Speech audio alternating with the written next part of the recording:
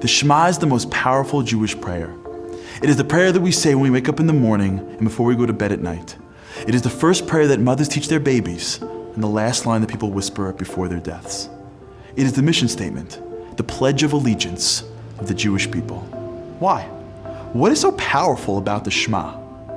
Let me tell you a story. I have a friend whose father built a garment company. He is an only child, and growing up his dad would always comment how one day his son is going to take over the business. But my buddy never had an interest, so when he graduated college, he joined an investment bank. But after a few years, he left his job and joined his dad's company. I once asked him, "What's it like working for your dad?" He said, "I love it." He said, "When I was working for the bank, there was a feeling that always gnawed at me. I knew that to advance my career, it wasn't enough to do good work. I needed to impress the right people, but I never knew who they were. I worked with so many people, but I never knew who had influence and who just pretended that they had influence. Who would protect me if the pressure was on, and who would abandon me on a whim." But it went further. I wasn't even sure if the work I was doing was good for my career.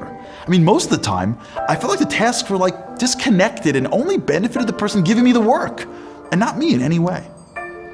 I felt like an insignificant cog in a larger machine and had no idea if I was just running in circles or following any sort of path. But now that I work for my dad, those feelings are gone. See, my father's the CEO of the company. There is no one more important than him. When he wants me to do something, he's the person I need to please. But it's more than that. He's trying to build me up into a person that can take over the business. So I know that there's a reason for everything he gives me. Whether it's sweeping floors or sitting in a negotiation, if he puts me into a situation or gives me a task, I know it's connected to a greater purpose.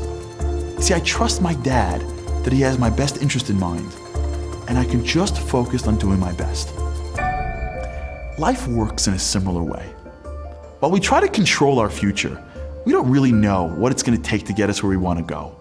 We don't really know the people or circumstances that will advance our careers, protect our health or finances, or give us great relationships.